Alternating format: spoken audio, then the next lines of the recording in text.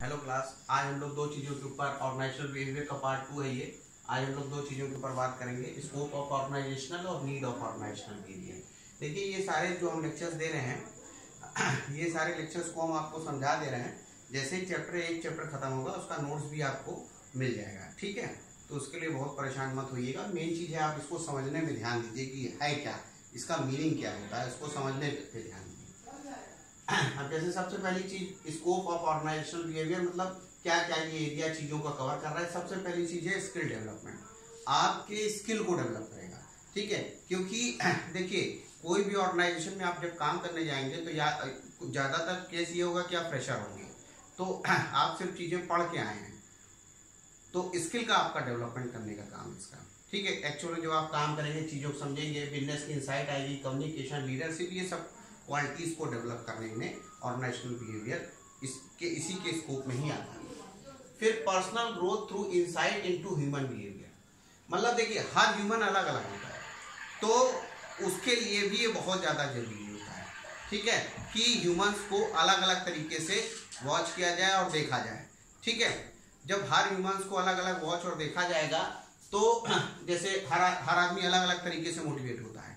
कोई पैसे से मोटिवेट, ज्यादातर लोग पैसे से आज की डेट में मोटिवेट होते हैं। कोई रिस्पेक्ट के थ्रू होता है, कोई किसी के थ्रू, ये सब भी कौन किसके थ्रू मोटिवेट होगा, कैसे होगा, तो ये भी इसका स्कोप में। फिर उसके बाद थर्ड पॉइंट लिखा है enhancement of organisational and individual effectiveness. देखिए, ये बड़ी इंपॉर्टेंट चीज है। ज्यादातर केस में बहुत सारे लोगों को ये लगता है कि हम इससे ऊपर का काम नहीं कर पाएंगे, ठीक है, जबकि वो फॉल्स है। वो लिमिट को बढ़ाने का काम, ठीक है, कि हम 8 घंटे से ज्यादा काम नहीं कर सकते, तो बाद में यही ऑर्गेनाइजेशनल बिहेवियर उनसे 10-10, 12-12 घंटे का काम आराम से करवा लेता है और बढ़िया आसानी से काम कर जाते हैं। और वो काम करा लेता है जो वो खुद सोच के चलते, अरे अच्छा हम ये कर गए, ये कैसे कर गए, ठीक है। तो वो भी इंडिविजुअल की इफेक्टिवनेस को बढ़ाने का काम, ठीक है। फिर sharpening and refining common sense. देखिए, आज की डेट में कॉमन सेंस का बड़ा तगड़ा यूज है। हर वक्त आपको गाइडलाइन नहीं मिलती रहेगी। कभी कभी ऐसा हो सकता है कि आपको कोई गाइडलाइन नहीं मिल पाए, कुछ नहीं हो पाएगा, तो आपको अपनी बुद्धि और विवेक से काम करना पड़ेगा। तो उसके लिए भी ये बहुत ज्यादा जरूरी है, ठीक है। समझ गई बात। तो ये पांचों पॉइंट स्कोप में। अब नीड ऑफ ऑर्गेनाइजेशनल बिहेवियर के ऊपर चलते हैं। जरूरत क्या है? Understanding of self and others, मतलब पहले खुद को समझ लीजिए आप क्या हैं, कैसे हैं, क्या कराना चाहते हैं, और फिर दूसरे को देखिए, ठीक है। इंडिविजुअल बिहेवियर को देखना, फिर ग्रुप बिहेवियर को देखना, और इंटरपर्सनल रिलेशनशिप को। मतलब कभी कभी कोई एक पर्सन इंडिविजुअल लेवल पे किसी अलग तरीके से काम करता है, ग्रुप लेवल पे किसी एक तरह से काम करता है। इंडिविजुअल रहेगा तो कोई बदमाशी नहीं करेगा, ग्रुप रहेगा तो पूरा नेतागिरी करने लगेगा, ठीक है। तो इंटरपर्सनल बिहेवियर, एक दूसरे के साथ क्या बिहेवियर लोगों का, क्योंकि ग्रुप की बात है, ये पूरा मैनेजमेंट का पार्ट है। हमने पहले ही वाले लेक्चर्स में बता दिया, मैनेजमेंट में तो भी चलता है, नहीं चलता, तो ये भी ध्यान रखना है। फिर मोटिवेशन ऑफ ह्यूमन रिसोर्स, जो ह्यूमन रिसोर्स है, man material machine money method last lecture में बताया था, तो उसको मोटिवेट करने का काम है, जिससे वो अच्छे ढंग से काम कर पाए।